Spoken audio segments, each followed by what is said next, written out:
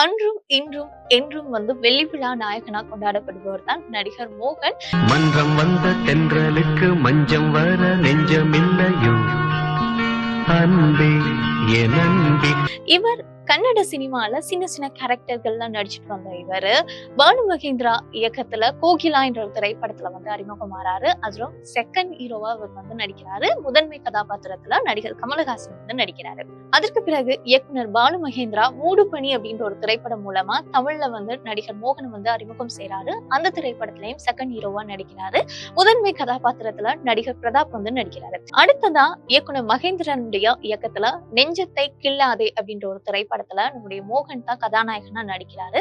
ஆனா டைட்டில் கார்டுல வந்து பிரதாப் அடுத்து சரத்பாபு இவங்களுக்கு அடுத்து தான் நடிகர் மோகனுடைய பெயரே வந்து இடம்பெறுது.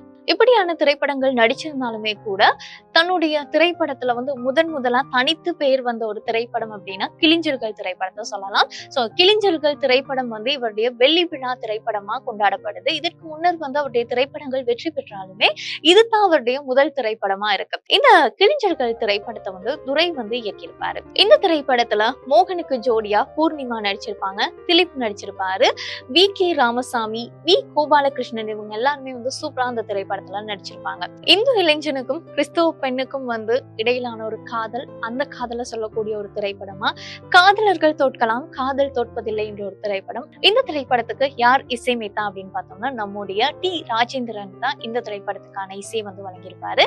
அது மட்டும் இல்லாம இப்போ வரைக்கும் கிளிஞ்சல்கள் திரைப்படம் வந்து எல்லா காதலர்களுடைய ஒரு ஃபேவரட் திரைப்படமா இப்போ வரைக்கும் இருக்கு. அது மட்டும் இல்லாம வெள்ளி விழா நாயகனா வந்து எத்தனை நடிகர்கள் இருந்தாலும் இன்று வரைக்குமே வந்து கொண்டாடக்கூடிய ஒரு நடிகர் அப்படின்னு சொல்லலாம். சிறந்த திரைப்படங்களை தந்த நடிகர்கள்ல முக்கியமான ஒருத்தர் நம்ம மோகன்.